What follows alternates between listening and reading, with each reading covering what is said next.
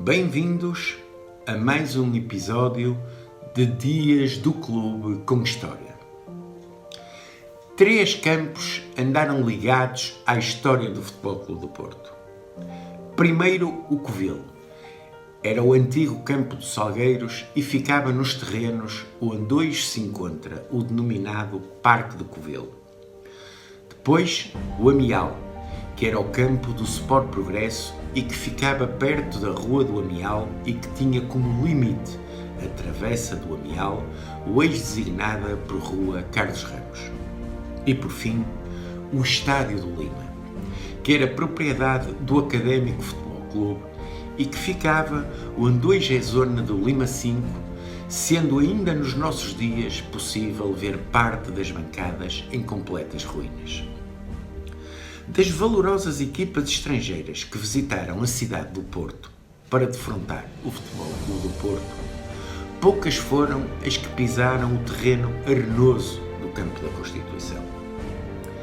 Primeiro no Campo do Amial e depois no Estádio do Lima, mais neste do que naquele, o Futebol Clube do Porto conquistou alguns dos seus mais extraordinários êxitos e aí se firmaram como internacionais de grande categoria alguns dos seus melhores jogadores da época.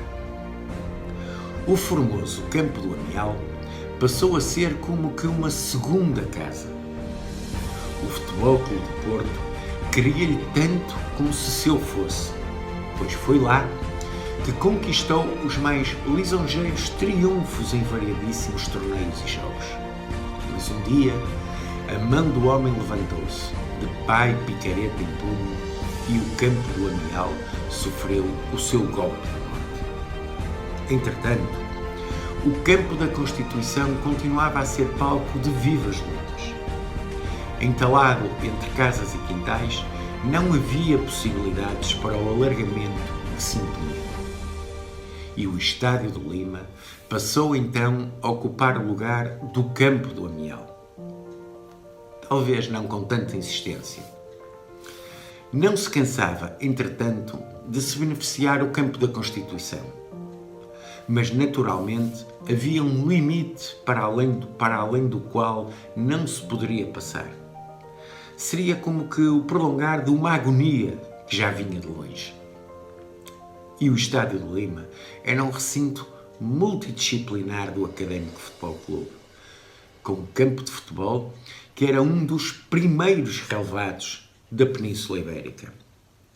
Tinha bancada central coberta, bancada de cimento no topo norte e zonas de peão, pistas de atletismo e ciclismo e campo de basquetebol.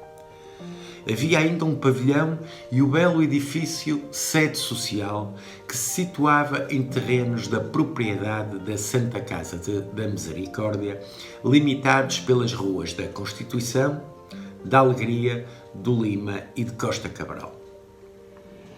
Face às precárias condições do Campo da Constituição, o Lima foi em repetidas ocasiões utilizado na década de 40 para jogos do Futebol Clube do Porto nos campeonatos nacionais ou para encontros particulares, com realce para o histórico Futebol Clube do Porto Arsenal de 1948, em que os azuis e brancos derrotaram os londrinos por 3-2. A reivindicação do espaço para edificação imobiliária por parte da Santa Casa conduziu à desativação do estádio, cujos vestígios, como já disse, são ainda visíveis no topo norte. O Futebol Clube do Porto precisava de um estádio, de uma casa que fosse sua e de que se pudesse orgulhar, orgulhando simultaneamente a cidade que lhe serviu de berço. Assim, terão pensado certamente todos os corações dedicados ao Futebol Clube do Porto. Mas o que eles também certamente ignoravam é que muitas e muitas barreiras se levantariam ao longo de 20 longos anos de canseiras e de muito labor. Porque a história da concretização do Estádio das Antas é longa, lenta e nada tranquila, E como sem memória não há história e sem memória não há futuro, este será um tema abordado num novo capítulo de Dias do Clube com História.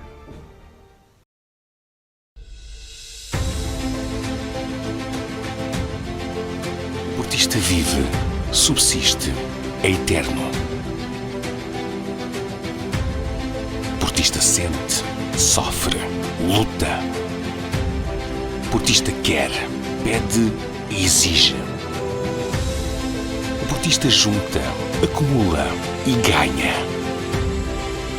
Numa simbiose perfeita com a personalidade de cada um, o portista é educado, aprende, é formado e torna-se melhor. Como pessoa, como homem e como... Se és um super portista, junta-te a nós.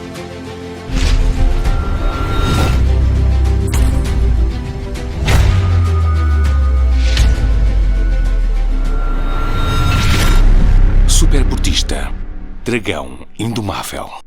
Visita-nos em superportista.pt e superportista.com.